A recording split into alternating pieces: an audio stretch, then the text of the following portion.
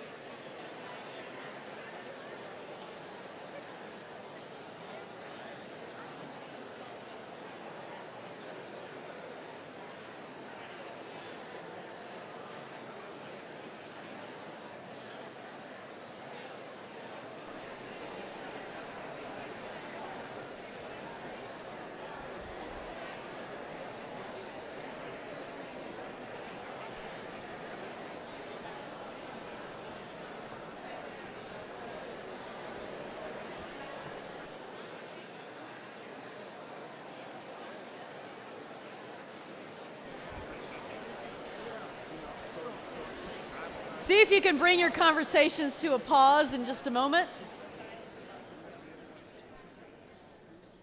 All right, let's do some cross-pollinating. Let's hear some of these characteristics of worship with deep soul that you want to remember to take home. Just let me know.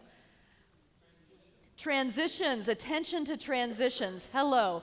That takes a worship service that feels like, right? And it helps it go, yeah. It's an experience. All right. Interactive. Silence. Ooh. Thoughtfully prepared. Funny. Wow, yeah. Ah, you could see the threads all the way through. Good. Somebody was listening. The ordinary to the extraordinary. Yeah, that welcome mat meant a whole lot more than just a welcome mat last night, didn't it? Touching the senses, yes. The old revitalized. So it's not about doing all new fandangled things, is it? Lord have mercy, no. It's about doing those things that are tried and true in a way that wakes us up to the value of them yet again. Yes. Different musical genres working with one community. Hello. Oh, that's when the getting gets good.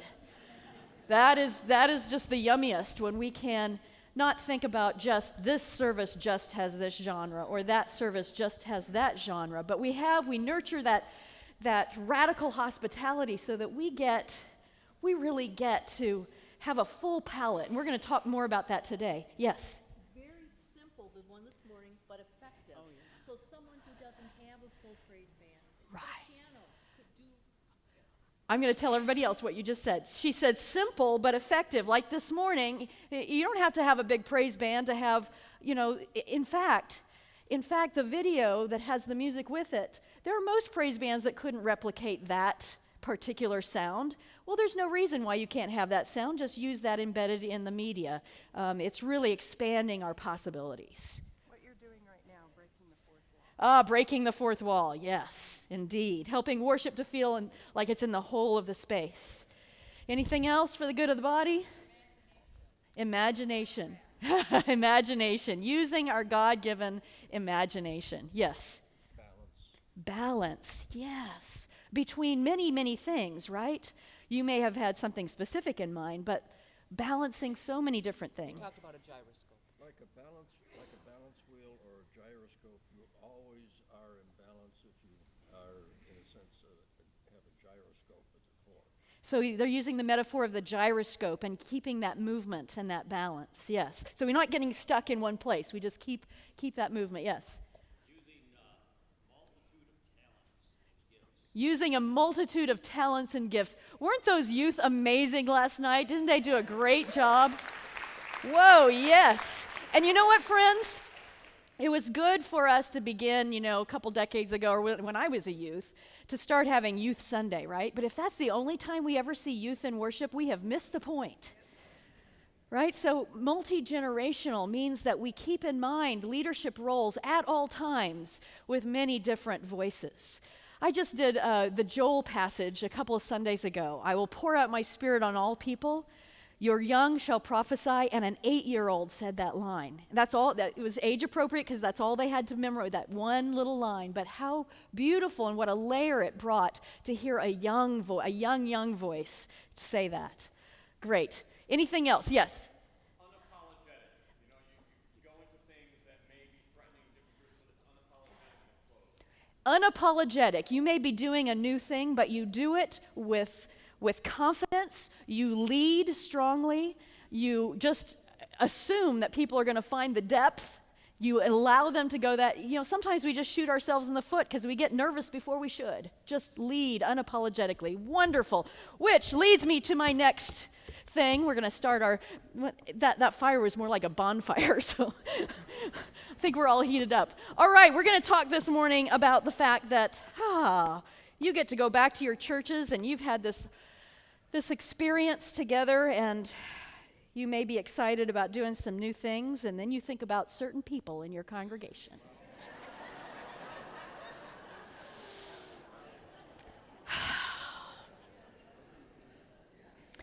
This is a picture of a beautiful rose window, stained glass window that's in a church in Indiana. And I consulted with this church many years ago. They called me in because, unbelievably, and I know it doesn't ever happen in your churches, but they were having worship wars.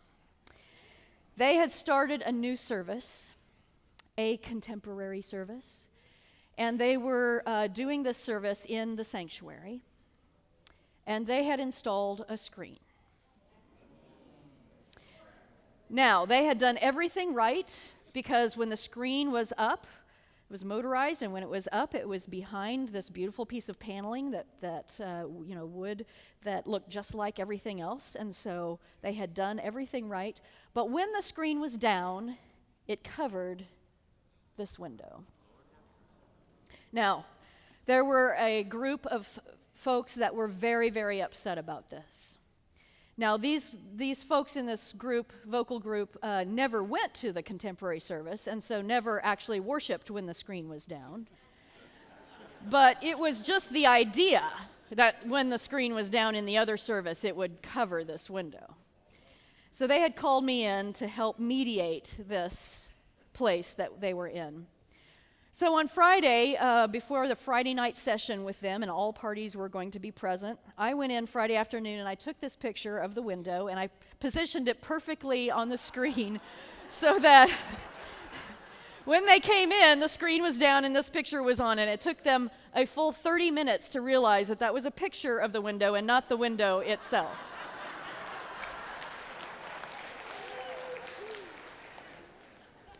Friends,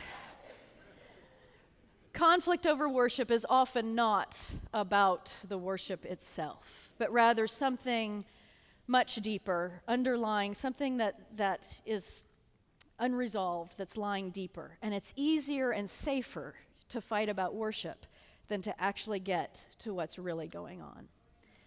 We spent a wonderful evening together that night.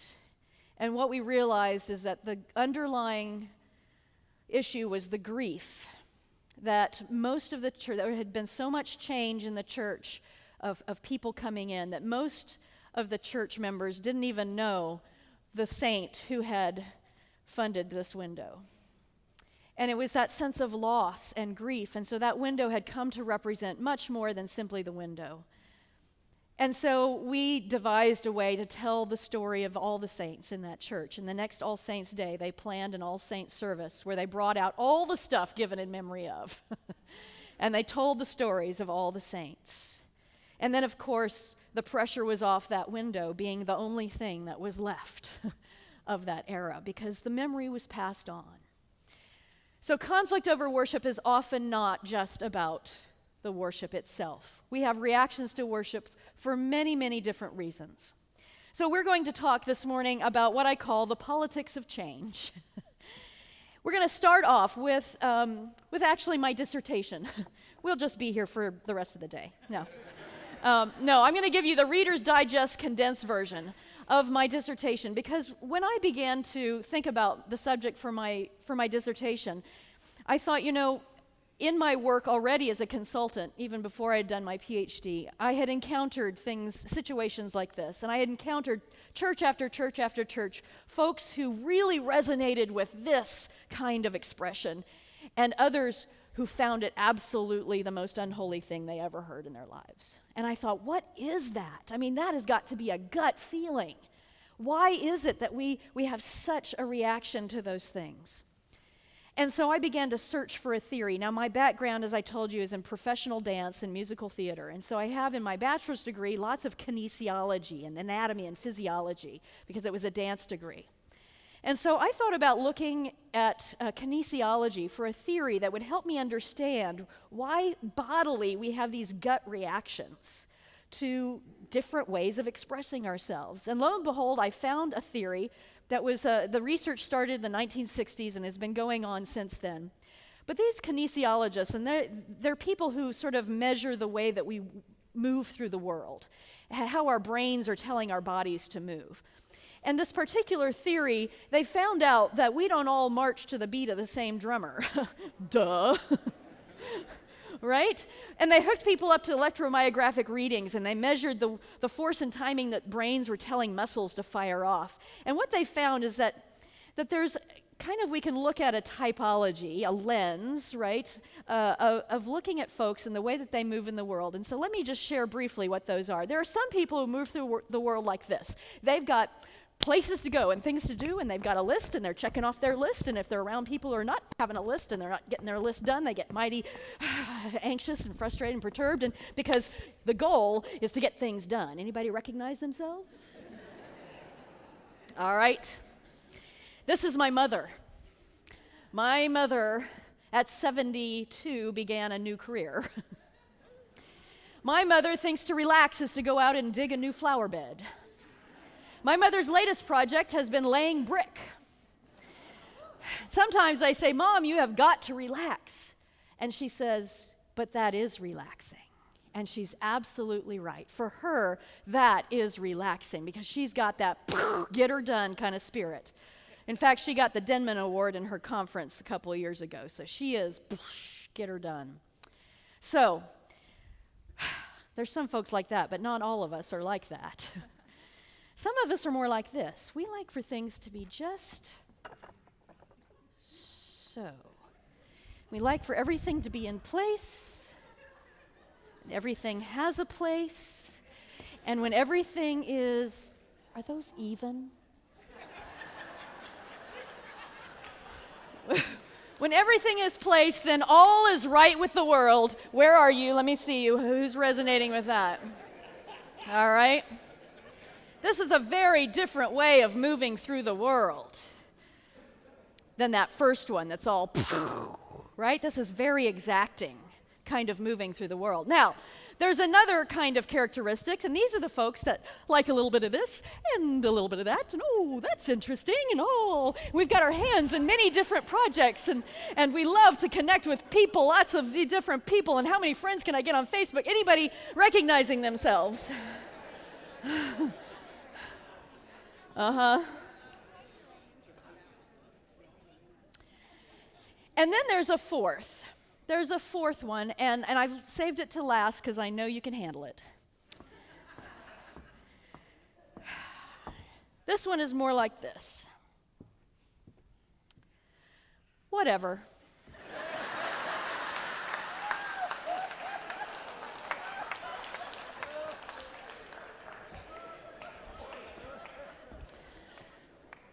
It's all good. I don't need to know what's next. It's going to happen. You know? Anybody recognize themselves? Mm-hmm. Yeah, people at this point start pointing at each other.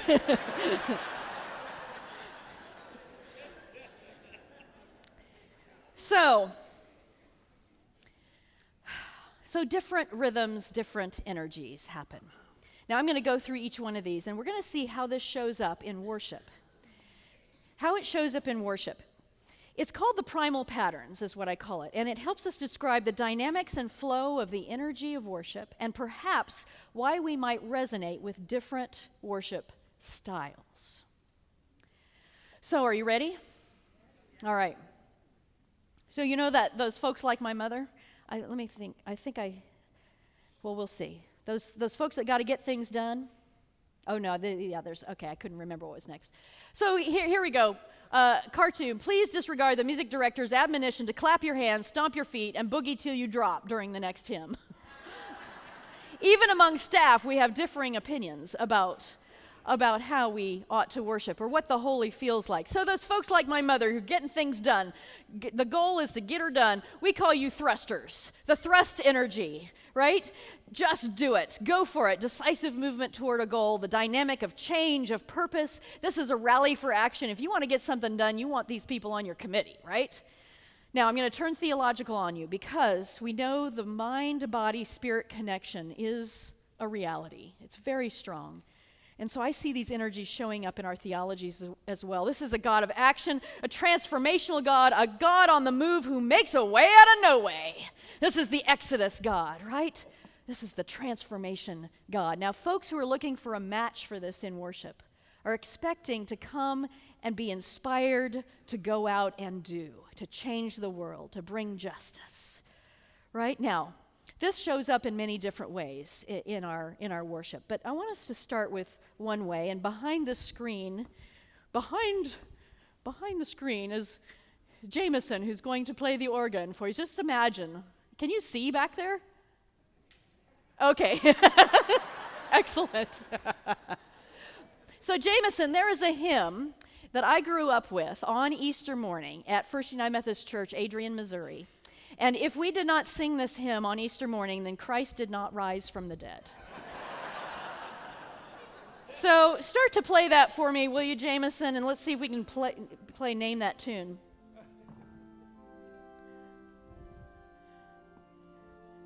Are you recognizing this? You know what's about to happen, so get on the edge of your seat. Are you ready? Because it's coming. Are you ready?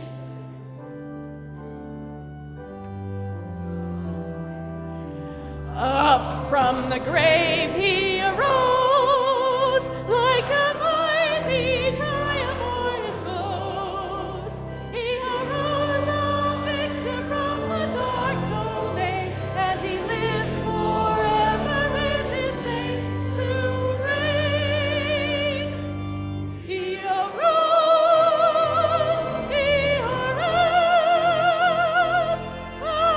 hallelujah, Christ arose.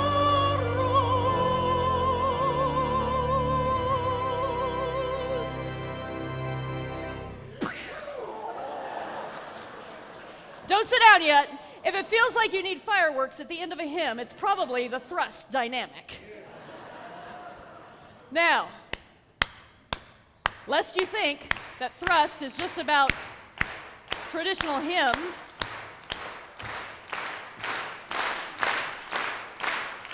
we are marching in the light of God. We are marching in the light of God.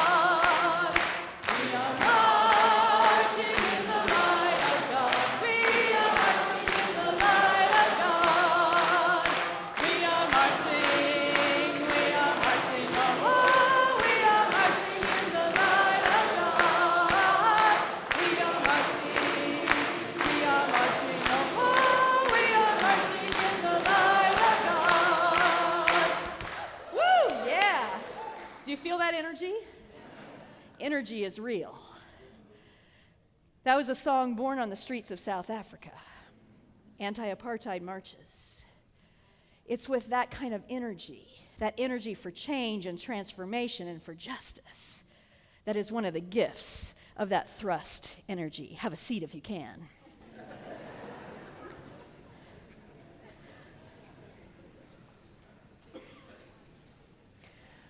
So we heard a great example of thrust energy used in a very constructive way last night in our preacher, amen? Amen. And our preacher knew that you can't just keep thrusting all the time, because then people start going like this, right? Thrust has to have peaks and valleys. And the best preachers who use that thrust dynamic know that beautiful dance of peaks and valleys. Because, repeat after me, too much of a good thing is still too much. So there's beautiful gifts of that thrust dynamic, and it is at its best when it is in connection with other dynamics. So processionals, recessionals, that's the reason why we use these big hymns, right? Because we're thrusting, that thrust energy, that energy for change. All right. So you remember those folks that need for things to be just so? Just right. And when everything goes perfectly in the worship service, the heavens open and the angels sing. We call you shapers, the shape energy. A place for everything, and everything has its place, carefully placed movement. This is a focus on proper structure and form rather than thrust is that focus on goal. We got to have all our ducks in a row before we move forward. You're probably starting to think about some personalities on your people you work with or on your worship team, right? Those thrusters are going, come on, let's just get to it, let's get it done, let's make a decision, let's go. And the shapers are going, wait a second. We got to have everything in place before we move forward, right? So, the shape energy, theologically, this is the image of God as that eternal, steadfast, enduring God, the God who is the same yesterday, today, and for always. Now, people who are looking for this match in worship love worship done decently and in good order, because that's when it feels holy. That feels like sacredness to them. And so they are looking for that match in worship. So let us do the Shapers Anthem. I invite you to stand as you're comfortable standing, remembering if sitting is what you do best, sit with gusto. So here we go. The church's one foundation.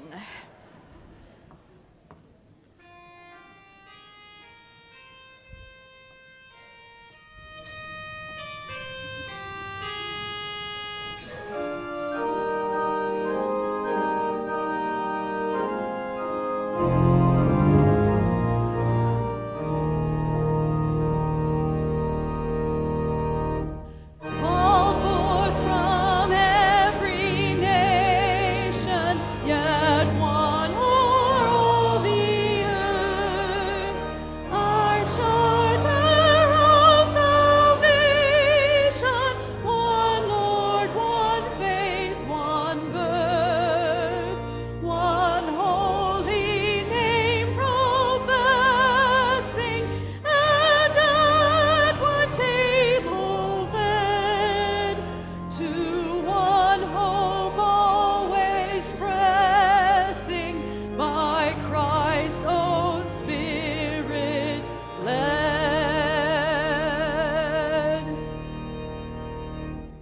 Do you feel the firm foundation?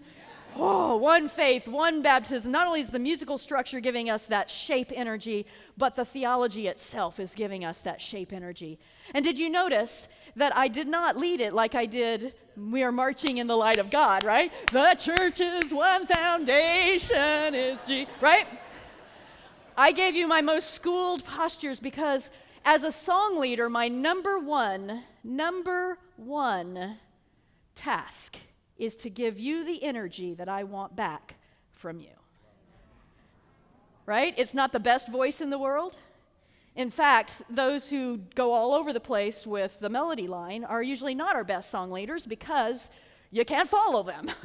Right? So simplicity, clarity, but the energy that I give off to you is what I get back from you. If I had led, we are marching in the light, I would have gone, we are marching in the, right? So sometimes it may be that if you're doing a thrusty song, you're not going to have your person that has the most schooled postures. You're going to have that person that has that energy, right? Okay, have a seat. All right, the shape energy shows up in the right people doing the right things at the right times, and shows up in symmetry and paraments and vestments and all those things that help us to feel that sense of longevity, that sense of time. It's a great gift. It's a great gift, especially when things feel like they're falling apart. But friends, too much of a good thing is still what? Too much. And we can shape ourselves to death. And what happens when we shape ourselves to death is that we begin to worship our forms instead of our forms helping us worship.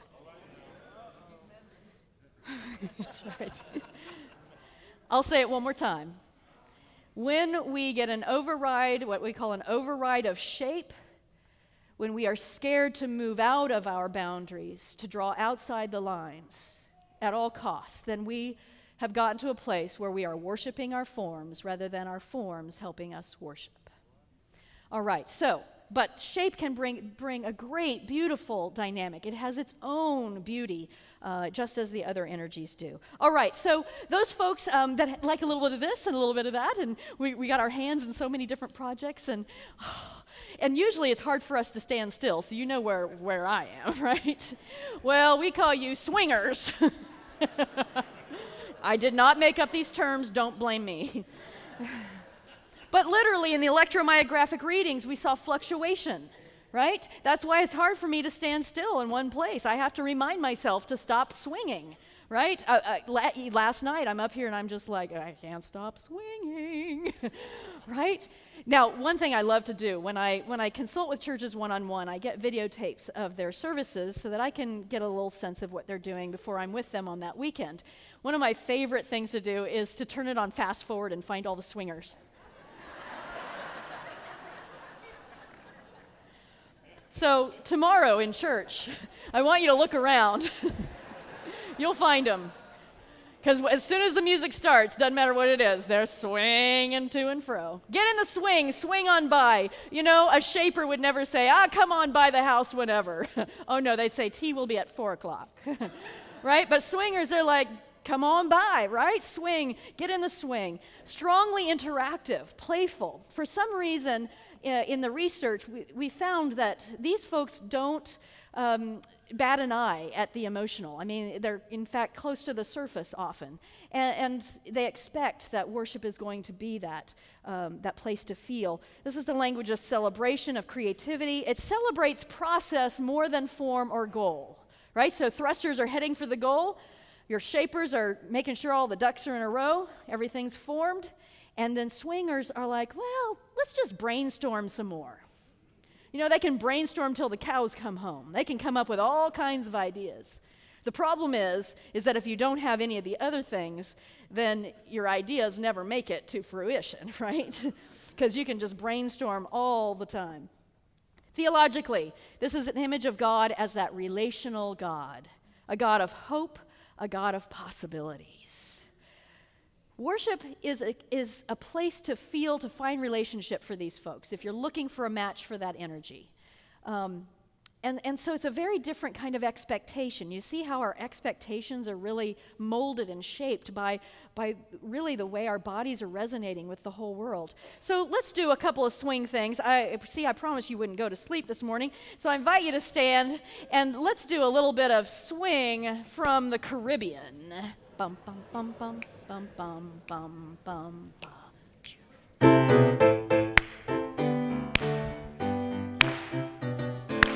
Halle, halle, hallelujah. Halle, halle, hallelujah. Halle, halle, hallelujah. Hallelujah. Hallelujah. Just keep that going. Just keep a little, now, I see I already knew you were highly advanced, but look at this clapping on the 2 and 4. Right? Folks who are a swing find it absolutely easy to clap on the 2 and 4.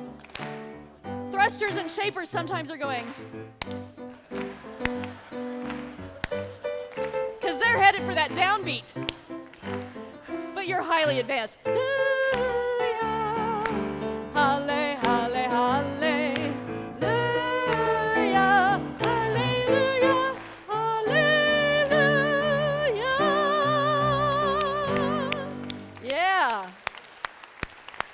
You see the energy it conjures up? It's just yet a different feel, isn't it? A different rhythm. Now, swing comes in various different rhythms. There is a song that came out, 30-some years ago, if you can believe this, but it has captured the hearts of even the most stalwart, shall I say in this hallowed space, Calvinist? Because I have seen even Calvinists and Wesleyans close their eyes and raise their hands when this song comes on, Sanctuary. Let's sing it one time. Here we go. Lord, prepare me to be a sanctuary, true and holy, tried and true. With thanksgiving, I'll be a living sanctuary for you. Just keep playing softly. So, did you hear the shift in theology there? We're not singing about God, we're singing to God, right? Shift in theology as well as that shift in in rhythm and feel and dynamic and energy. This kind of swing is a deep personal swing because rocking is one of the first motions that we felt even before we were born, right? In the womb, we felt that rocking. So it's a very deep, connected, personal kind of swing. Have a seat.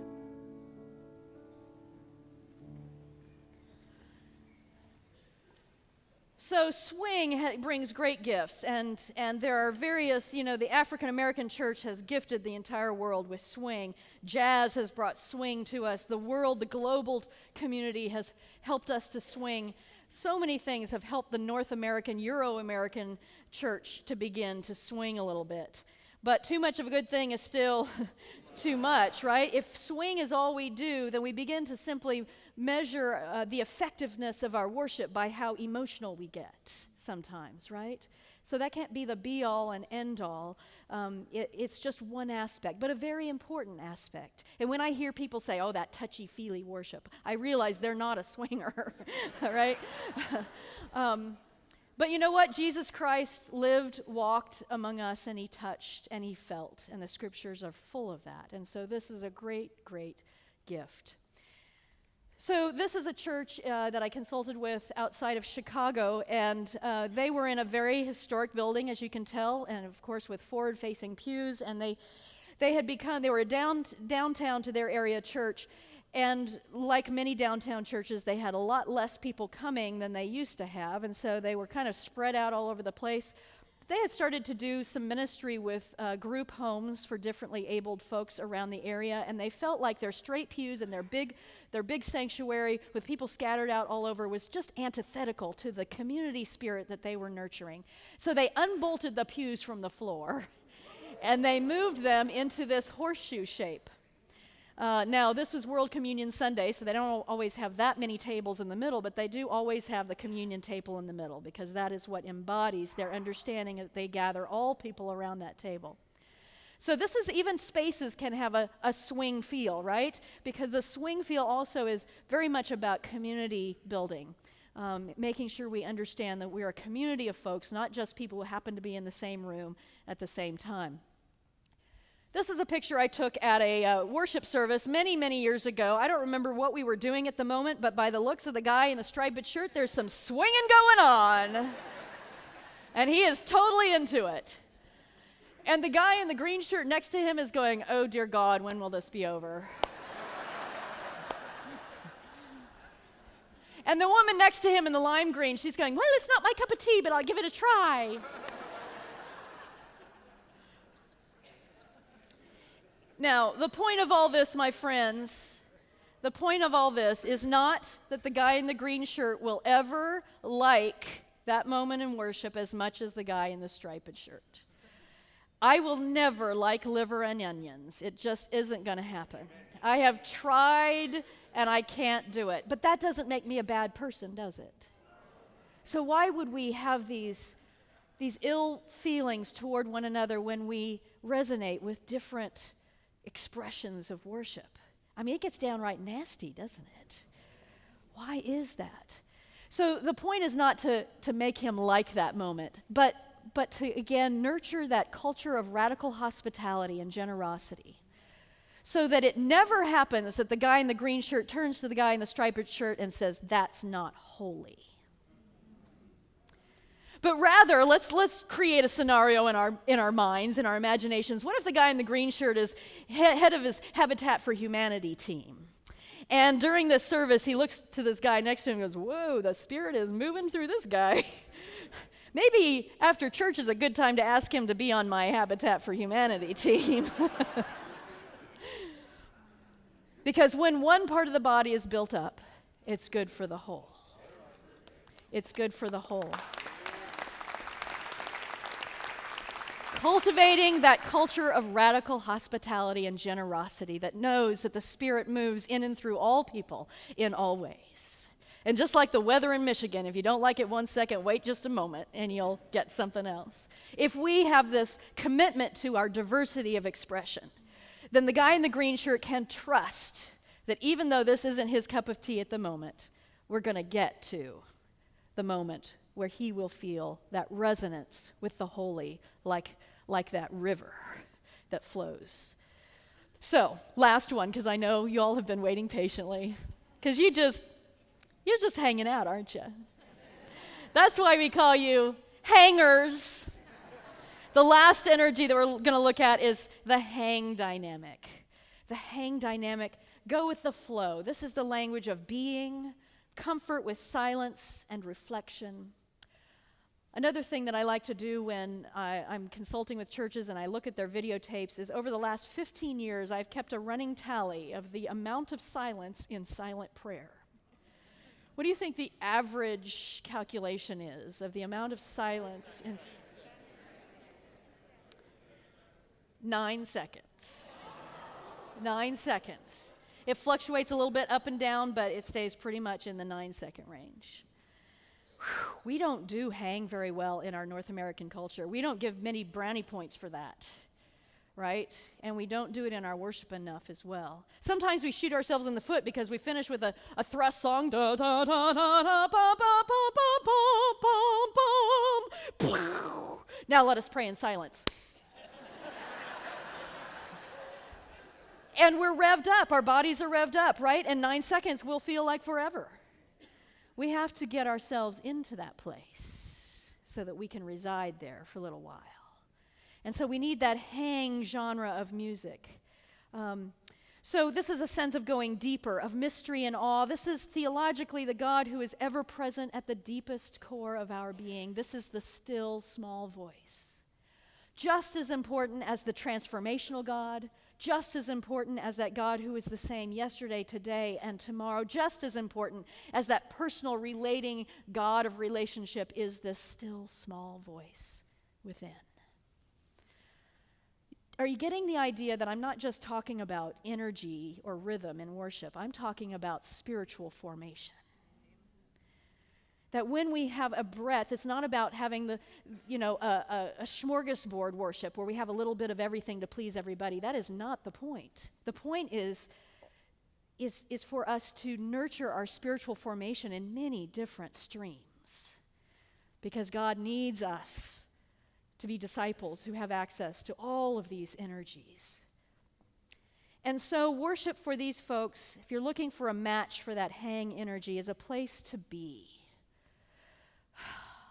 To simply be. There are many things that have helped us with this. One of the most significant is the music from the Taizé community. Let's do Jesus, Remember Me, when you come into your kingdom.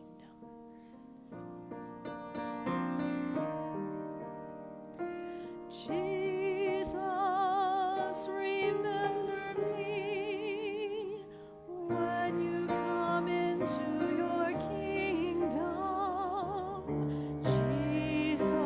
Jesus, remember me when you come into your kingdom. Jesus, remember me when you come into your kingdom. Jesus, remember me when you come into your kingdom. Jesus, remember me when you come into your kingdom. Jesus, remember me when you come into your kingdom.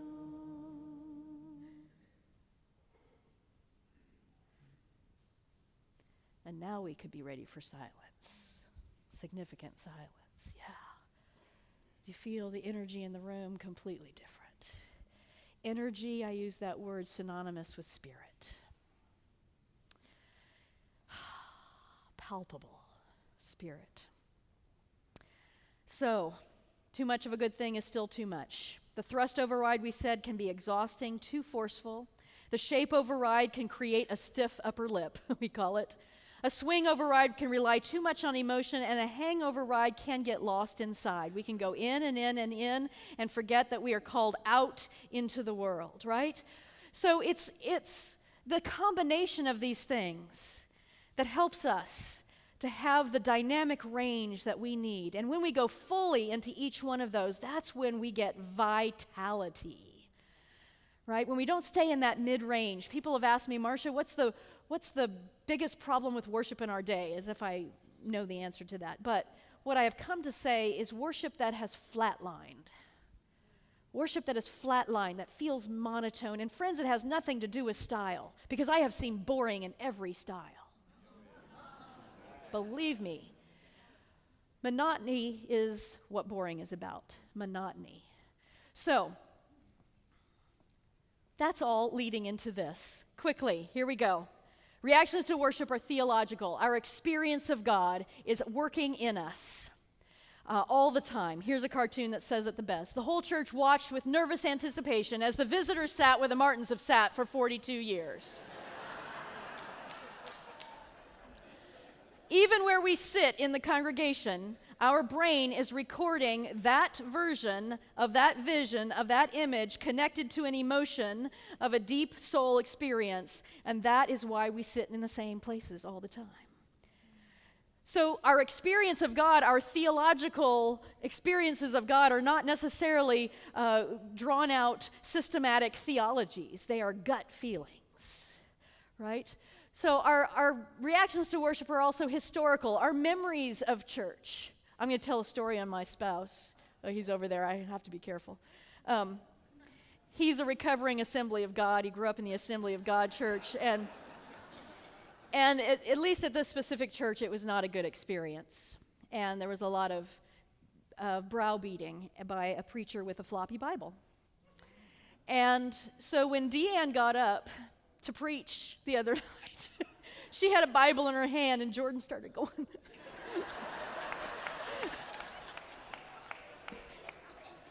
No matter how liberating the message, he still has that reaction, right? Of course, he knows about it now, so he can go, okay, it's just the Bible, okay, it's okay, right? But we never know the experiences of folks and how that's working on them and why they're having reactions to certain things, negative reactions, because it could be as something, and they may not even know it, right? But we've never used a ram's horn in worship before. I guarantee you in every age there are folks who have said, but we've always done it this way, right? But always is really only 2 generations worth of memory, if that, right? So, reactions to worship are also sociological, messages of what it's supposed to be, right? I grew up in First United Methodist Church, Adrian, Missouri, and we were not the Pentecostals down the street, so we did not raise our hands in worship. That's a message of what worship is supposed to be or not supposed to be. Now, I was a professional dancer. I have full use of my faculties. I can raise my hands anytime I want, but it still feels weird to me, right? Because my body grew up with this message about what worship is or is not. So everybody is dealing with their memories of worship, good or bad, and their messages of worship, good or bad. They're either looking for a sentimental match or they're resisting those messages. So, and you may never know what that is, but when you get a negative reaction, you have to understand could be lots of different things going on. All right, they're putting choruses and hymn books and projecting hymns onto the screen. It's getting so I can't remember what I'm not supposed to like.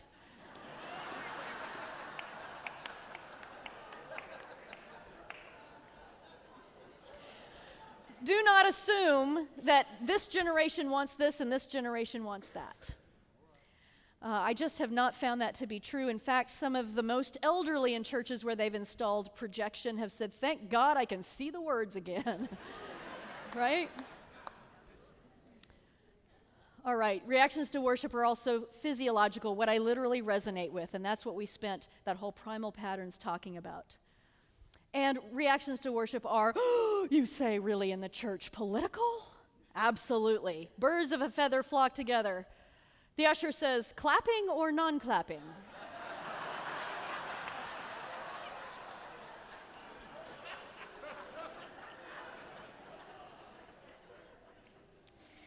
Sometimes we begin to wrap our identities around what we think about worship. And then we flock together with like-minded folks, and one of our favorite pastimes is to rag on other people who don't think the same way. We don't know anything about that, do we?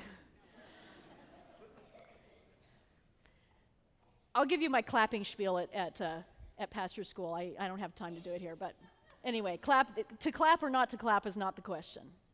It's about how do we let the energy out that's inside of us in the appropriate moment. All right, reactions to worship are also psychological, and that's what I started this session talking about. That worship conflict is often not about the subject at hand. It's about something that lies beneath. I don't watch scary movies, so I haven't seen this movie, but I like the description. This movie called What Lies Beneath. Dr. Spencer is worried that Claire needs psychological help. He refuses to believe that their house is haunted, but as more and more dangerous events unfold, a frightening truth threatens to destroy everything. Sometimes there are truths underlying that threaten to destroy everything, and if we do not deal with them, they will come out in some way. And oftentimes our worship conflict is a much safer place than dealing with those deep, deep hurts. All right, when 2 or 3 are gathered, I said the other day, there will be diversity. Let me plant a seed. If we do not witness various perspectives within a community, it's direct evidence of domination by a few. So let's give thanks to God if we hear different ideas about worship expression, but let's get constructive ways to deal with it, other than the anonymous letter to the pastor or the unofficial committee meeting in the parking lot.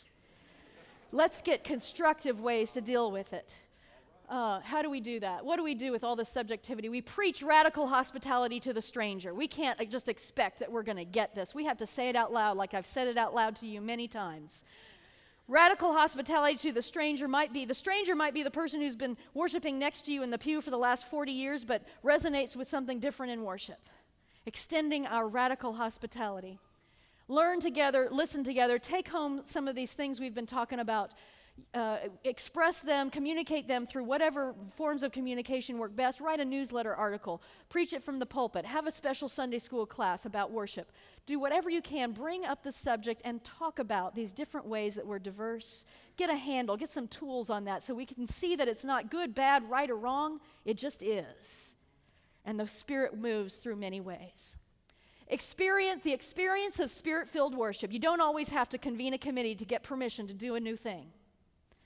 Thank you very much for that word a while ago about unapologetic. If you're going to do something new, do it deeply, do it well, rehearse it so that it all goes well, so that people can have a deeply spiritual experience. Ground it theologically, ground it biblically, ground it traditionally, and see what happens. Take incremental steps. You are not going to go home tomorrow and do 50 new things in worship, and if you do, you're not going to blame me. I have a job and you have a job. My job has been to offer you many experiences and thoughts and theories. Your job is to translate that for your community. Incremental steps. But also know that in your congregation will be people who are ready to take flying leaps. So don't wait until you have the resources to do a whole second service. Every once in a while, have a short, during Advent, have a short service. During Lent, have a short series of Taizé services or more contemplative services, or Easter season. Get that bluegrass band that's down the road that plays at the bar. Bring them in on Sunday night and have a short series during the Easter season of services. Don't wait till you have all the resources to start a second service. Do these things every once in a while that really help people who are yearning for something different to get a different experience. And create participation in worship design and leadership, as we talked about yesterday. It really is the work of the people. All right, friends, we're at the end of our time, so I'm going to ask Jordan to come up here. Thank you, all of you who have become members of the Worship Design Studio. I look forward to continuing our time together and our learning. So somebody's going to get 2 for the price of 1. I'm stirring them up. Who is it? Yeah, give me a drum roll. Grand Rapids Faith UMC. Woohoo! There you go. Friends, I invite you to stand. If you're comfortable standing, let's finish out.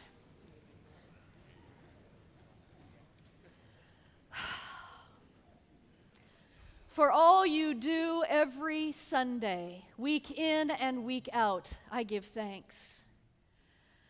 for the Spirit that moves in unique ways in each congregation represented here. I give thanks for all that the Spirit is about to do among you. I give thanks. And so I leave you with a blessing. It goes like this.